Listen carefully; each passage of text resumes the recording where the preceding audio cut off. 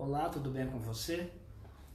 Hoje o nosso assunto será o sacrifício de Cristo. É um assunto muito profundo e da Bíblia o mais importante. Nós queremos relembrar a você que essa ideia, esse plano de Cristo morrer na cruz, no lugar do pecador, foi concebido no conselho de Deus antes dos tempos eternos.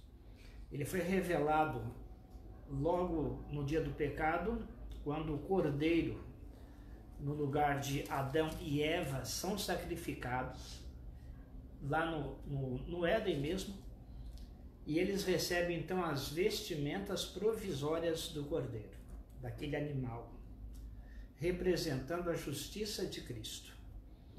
Esse mesmo plano de Cristo morrer é revelado no sacrifício de Caim e Abel. Por mais que Abel tenha feito uma coisa bonita, dispendiosa, trabalhosa, cara, esforço, resultado do esforço de seus próprios atos, Deus não aceitou. A única oferta que Deus aceita é o cordeiro dele. Então, você tem que se lembrar que o salário do pecado é a morte. O pecado gera morte. E não há condição nenhuma do homem ser salvo sem que haja um sacrifício no lugar do pecador.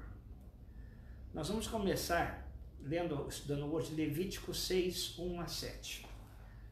Levítico, terceiro livro da Bíblia, dos versos 1 ao verso 7.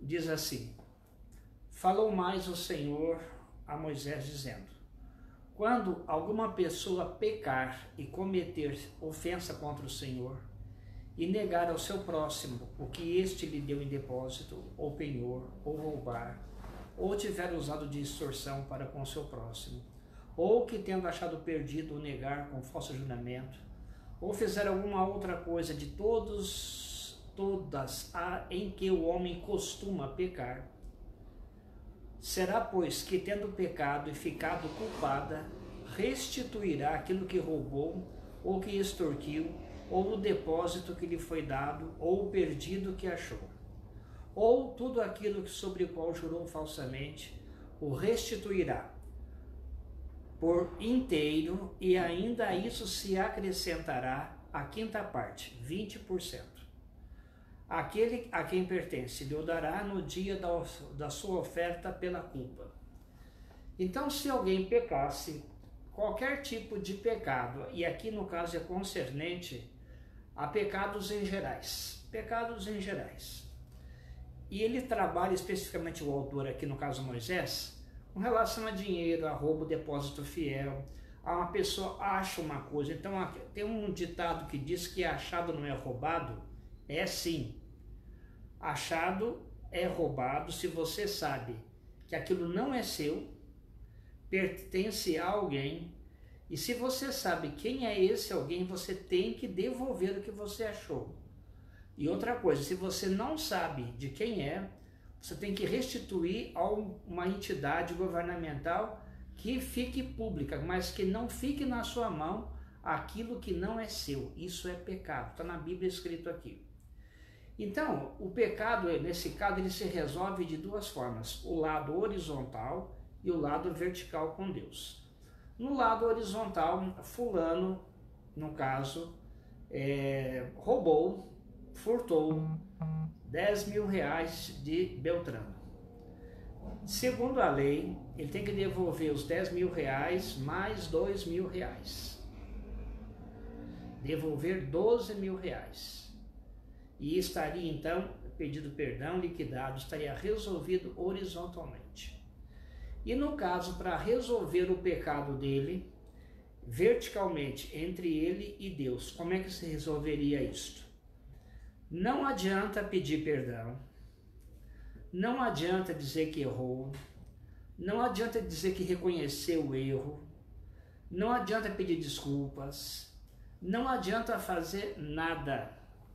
O pecador tem que morrer. Mas há um plano de salvação. Nessa época aqui, o pecador levava um animal. Vamos ler então o verso 6 e 7. E por sua oferta pela culpa trará do rebanho ao Senhor um carneiro, não é um cordeiro, é um carneiro sem defeito, conforme a tua avaliação, para a oferta pela culpa do pecado dele, trá-lo-á ao sacerdote. E o sacerdote fará expiação por ela, por essa culpa, diante do Senhor. E será perdoada de qualquer de todas as coisas que fez, tornando-se por isto culpada. Ou seja, se esse pecador, o fulano que roubou do Beltrano 10 mil e devolveu 12, ele resolveu as coisas, restituição horizontal, humana. Diante de Deus tem que ter um sacrifício. O salário do pecado é a morte. O negócio é mais sério do que você imagina. A Bíblia diz o seguinte: operai vossa salvação com temor e tremor. Deus é bom, mas Deus é severo. O pecado separa de Deus, que é a fonte da vida. Resultado, se o pecador não traz o carneiro para morrer no lugar dele, ele morre no lugar do carneiro, no lago de fogo. Mas alguém tem que morrer. O plano da salvação é o seguinte: o plano da salvação é: você pecou, e o texto fala que não importa o que você pecou, não importa o que você fez de errado, se você levar o carneiro e pedir perdão ao sacerdote, com as mãos postas sobre o carneiro, e você matar o carneiro com a sua própria mão, então tudo lhe será perdoado. Tudo que você fez de errado, todas as razões que te fizeram culpado, você será perdoado. Tudo será arriscado do livro do memorial das suas obras, tudo zerado. O carneiro, que é inocente, morreu no seu lugar. Então, verticalmente, não existe nenhuma posição normal, assim, de uma boa conversa, uma humilhação diante de Deus resolve o seu problema, não. Tem que ter morte. E Hebreus 10:4 diz o seguinte: o sangue de animais não purifica do pecado. Isso aqui era só um modelo, era uma figura, um sistema sacrificial do Antigo Testamento, que já foi abolido, eu falei para você já. Isso foi tudo abolido na cruz. Inclusive, repito, o contrato de obediência obrigatória também foi abolido. Por quê? Porque Cristo pagou a culpa, todos os pecados que nós transgredimos a santa lei do Senhor. E a lei do Senhor, no Novo Testamento, ela não é esquecida, ela é exaltada. Ela estava escrita antes em tábuas de pedra. A mesma lei, nenhum tio a menos, nenhum J a menos, nenhuma letra a menos. É escrita no coração do crente em Cristo. Esse é o sistema. E aí o crente obedece. A obediência da fé pelo poder do Espírito Santo, da promessa que o Pai fez. E isto então é o caminho da salvação. Então veja, não há como, sem o sangue de Cristo, uma pessoa ser salva. Vamos agora para o livro de Números. Números 21. Próximo livro. Números 21. E aqui temos uma história muito conhecida da Bíblia. A serpente de bronze. Aqui está um momento muito ruim do povo. Arão tinha morrido, eles estavam com pragas, problemas, rebelião, já estavam quase chegando em Canaã, já se passaram muitos anos no deserto. E aí, olha o que acontece em Números 21, verso 4. Então partiram do Monte Or, pelo caminho do Mar Vermelho, a rodear a terra de Edom. Porém, o povo se tornou impaciente no caminho. Dá o problema, perdeu a paciência. Quando você fica impaciente, perde o equilíbrio, você faz coisas terríveis. E verso 5 diz: e o povo falou contra Deus e contra Moisés. Eles blasfemaram, desrespeitaram, gritaram: por que nos fizestes subir do Egito, para que morramos nesse deserto, onde não há pão nem água? E a nossa alma tem fastio deste pão vil. Eles xingaram o maná de pão vil.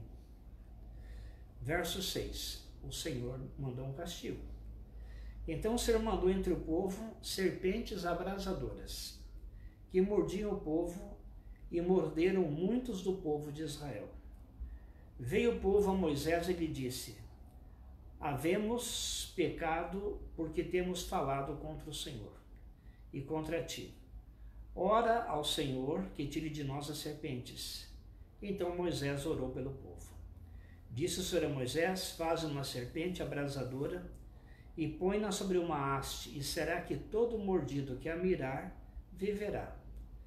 Fez Moisés uma serpente de bronze e a pôs sobre uma haste. Sendo alguém mordido por alguma serpente, se olhava para a de bronze, sarava. Interessante aqui que Deus usa o verbo mirar. Mirar quer dizer olhar com atenção e concentração. Essas serpentes eram serpentes de 20 centímetros, mais ou menos, chamadas serpentes de fogo. Elas eram um veneno letal, fatal. A pessoa era picada, ardia muito, provocava muita dor, e depois de algumas horas a pessoa morria. Mas essa serpente simboliza o pecado, e o povo reconheceu o seu erro e eles pediram ao Moisés que orasse, e Deus deu uma solução. E disse: pega uma serpentezinha de bronze, do mesmo tamanho daquela de verdade, 20 centímetros, faz uma haste, coloca no lugar mais alto do acampamento. E quem for mordido, olha para a serpente, é para mirar a serpente. Só fazendo isso seria salvo. Em Isaías diz o seguinte: olhai para mim e sereis salvos. Buscai primeiro o reino de Deus e a sua justiça, e tudo será acrescentado. E eu sou a videira, você é o ramo. Olha para mim, você vai ser salvo.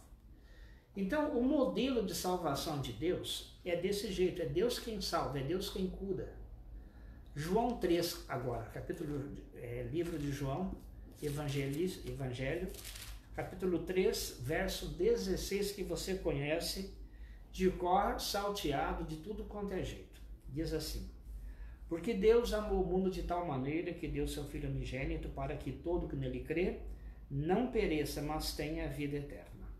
Muitos erram ao ler esse texto achando que Deus amou o mundo de tal maneira, como se fosse uma expressão de amar de forma tão grande que não há palavras que conseguem expressar esse amor.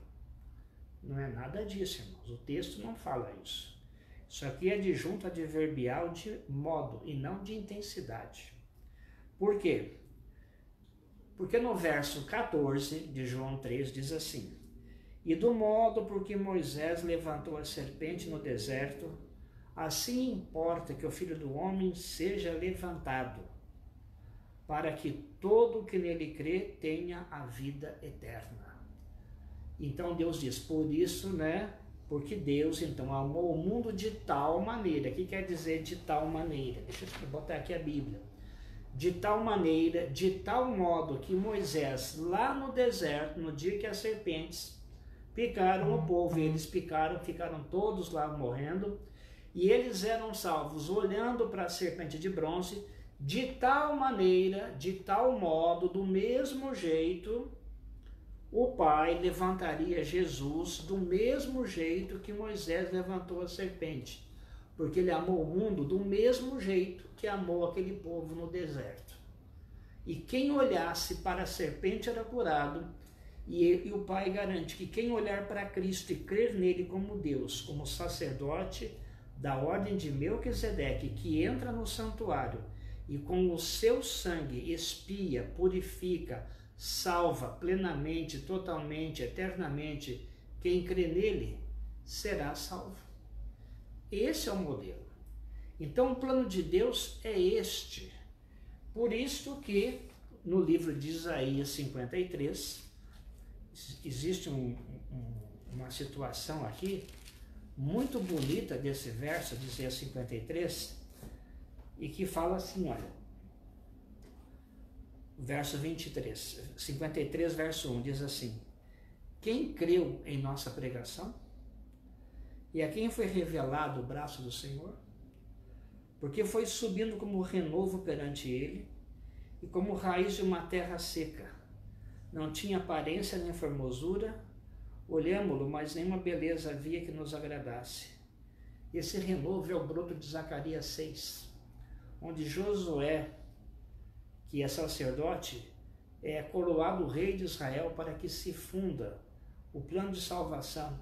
E Cristo, então, ali ele será sacerdote no investido da ordem arônica, porque ele já é sacerdote segundo a ordem de Melquisedeque, e ele é rei. O trono de Israel pertence a Cristo, e ali diz que ele é o renovo. E um renovo, por quê? Porque Israel está voltando do cativeiro. Aquela árvore grande foi cortada, tem um brotinho. E Cristo agora, depois de Israel ter sido de novo, ele vem para salvar o povo. Verso 3 diz o seguinte: era desprezado e o mais rejeitado entre os homens, homem de dores e que sabe o que é padecer. E como um de quem os homens escondem o rosto, era desprezado, e dele não fizemos caso. Aqui está sendo o dia da sua crucifixão. Verso 4 diz assim: certamente, olha a expressão que eu uso, certamente, ele tomou sobre si as nossas enfermidades, e as nossas dores levou sobre si, e nós o reputávamos por aflito, ferido de Deus e oprimido. Quem é que estava ferindo Cristo? Não era o diabo, era o Pai. Porque lá em Gálatas 3,16 nós estudamos que o descendente de Abraão é Cristo. O descendente prometido era o filho da promessa, era Isaac. Mas de Isaac nasceria a sua descendência. E o principal descendente de Abraão é Cristo. E Abraão, ele passa por um processo de sacrificar o seu filho. Ele leva lá no Monte Moriá, e ali ele vai matar o seu filho Isaac, que Deus pediu.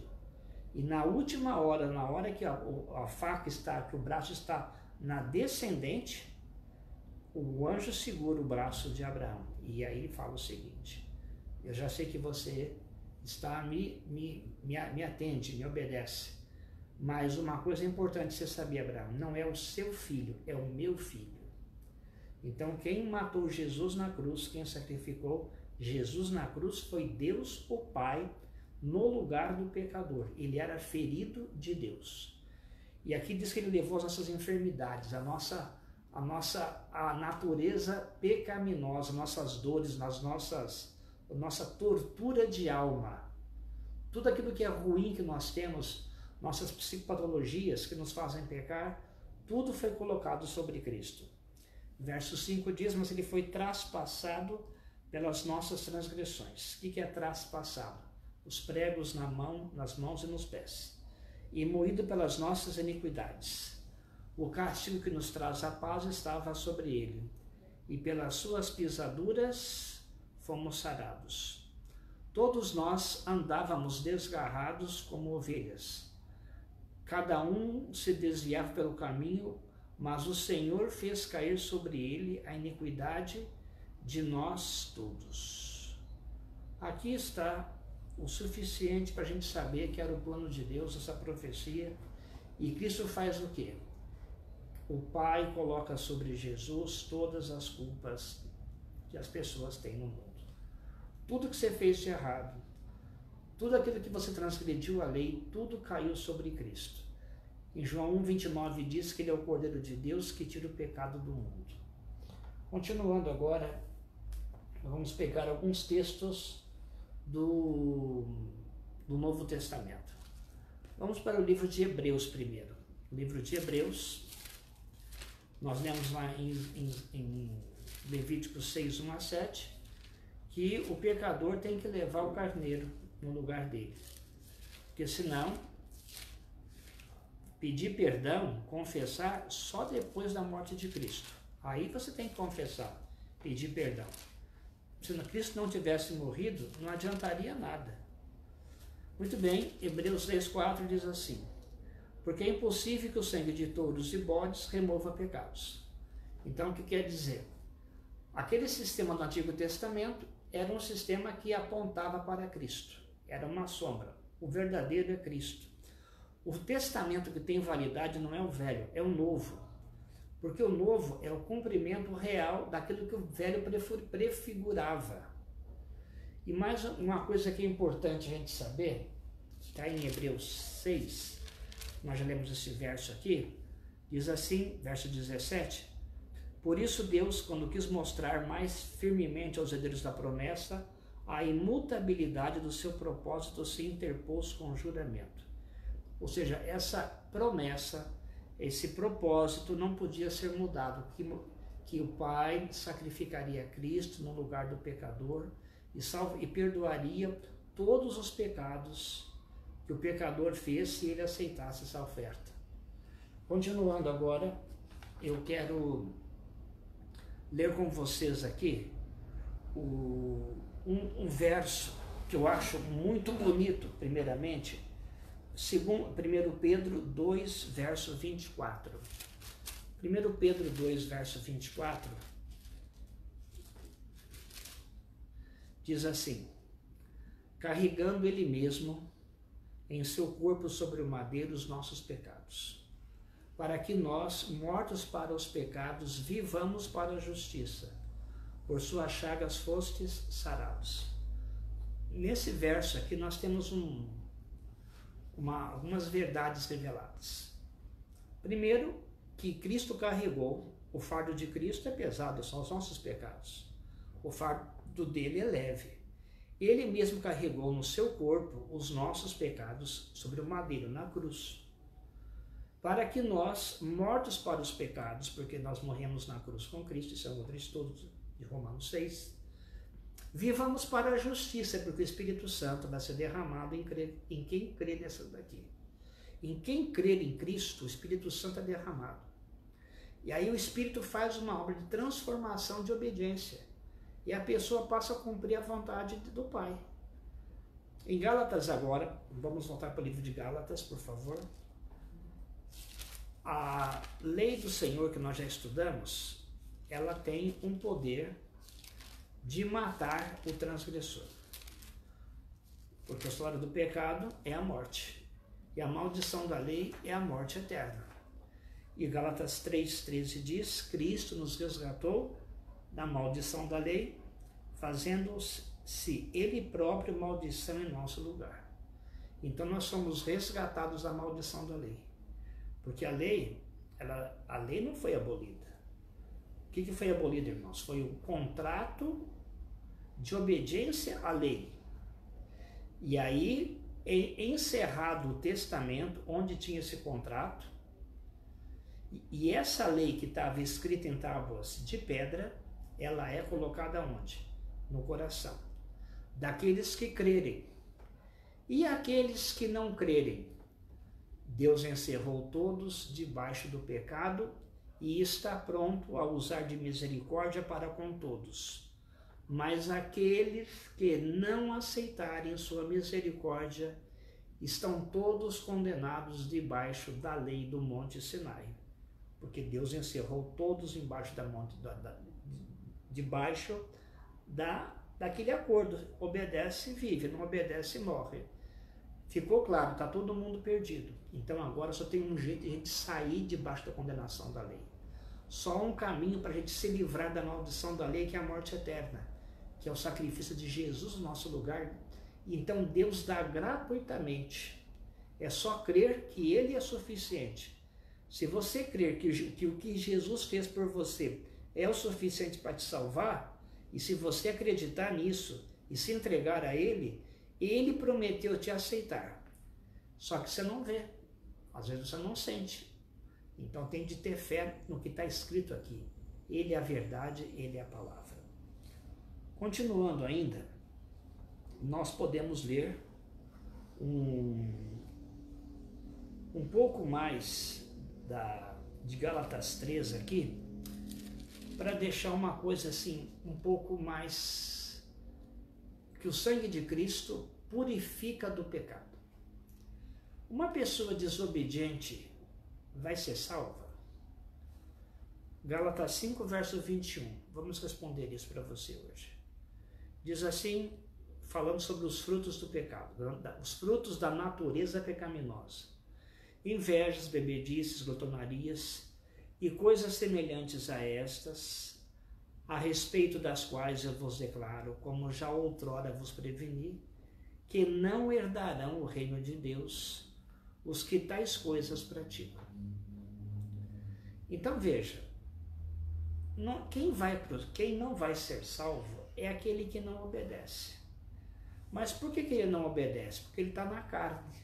Por que ele está na carne? Porque ele não creu no sacrifício gratuito de Cristo. Quem que obedece? Quem está no Espírito. O Espírito obedece para a pessoa. Isaías 26, 12. Tu, Senhor, fazes as nossas boas obras em nós. E por que ele recebeu o Espírito Santo? Porque ele creu que Jesus, no que o sangue de Cristo é suficiente para salvar a vida dele no juízo final. Por isso, irmão, deixa eu te fazer um apelo a você nessa tarde. Você não tem outro caminho para chegar ao céu, chegar ao Pai, senão Cristo. Ele diz: eu sou o caminho, a verdade e a vida. Então, por mais que você possa achar que tem que fazer, tudo o que você está achando e fazendo tem uma explicação. Deus opera em você o querer e o efetuar. Então você não pode acreditar que essa sua bondade, né, esse seu comportamento melhor que um outro da rua qualquer aí, é uma vantagem que você tem diante de Deus que o outro não tem.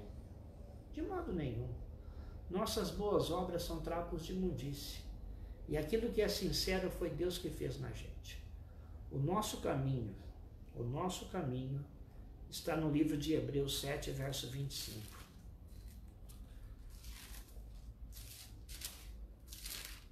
Diz assim o texto: por isso pode salvar totalmente os que por ele se chegam a Deus, vivendo sempre para interceder por eles. E continuando aqui, Hebreus 9, 12 diz: não por meio de sangue de bodes e de bezerros, mas pelo seu próprio sangue na cruz derramado, entrou no Santo dos Santos uma vez por todas, tendo obtido eterna redenção. Se está escrito na Bíblia, então é verdade. E se é verdade, nós podemos crer. E terminando, 2 Coríntios 5, verso 19. Em 2 Coríntios 5, 19, na minha opinião, está um dos versos mais poderosos e bonitos da Bíblia. 2 Coríntios. Diz assim, e nesse contexto, antes de eu ler, o que eu quero dizer para você? O pecado de Adão e Eva separou a raça humana. Então agora não tem mais nada que me possa fazer. Ele está perdido. Só um jeito: Deus morrer no lugar dele. Esse plano já tinha sido feito antes da eternidade. Quando Adão e Eva pecaram, o plano já estava pronto. Já tinha o cordeiro que Deus havia criado, pronto ali para ser sacrificado, caso eles caíssem em pecado. Como Deus é preceito, nós já estudamos isso, em 2 Pedro lá diz, 1 em diante, diz que a presciência de Deus é que determina as coisas. Ele sabe tudo quem vai ser salvo e quem vai se perder. Então Deus já sabia de tudo, mas não causou isso. Ele apenas sabe o futuro, mas ele não causa o futuro. Então agora, uma vez que está todo mundo caído em pecado, o que vai acontecer então? Tá? Diz o seguinte assim: a saber que Deus estava em Cristo, reconciliando consigo o mundo, não imputando aos homens as suas transgressões, e nos confiou a palavra da reconciliação. Vou repetir. Deus estava em Cristo, reconciliando consigo o mundo. Ou seja, quem fez as pazes entre Deus e o homem foi o próprio Deus. Mas quem é que fez a ruptura? Foi o homem. Mas o homem não podia fazer essa recolocação. não podia fazer reatar, reconciliar. Deus é que tinha que, por amor, reconciliar o homem perdido, e ele fez isso. Ele pegou os pecados do homem e colocou sobre Cristo na cruz. E Deus estava ali, recebendo os pecados dos homens, e os homens não receberam os seus pecados, porque ele carregou tudo sobre ele na cruz do Calvário. Que Deus abençoe você, a você entender isto plenamente. Vamos orar? Feche seus olhos. Pai, dá-nos a entender, por favor, o sacrifício de Cristo em nosso lugar, que Ele morreu para nos salvar, e que nós acreditemos e creiamos que esse sangue tem poder. Em nome de Jesus nós oramos. Amém.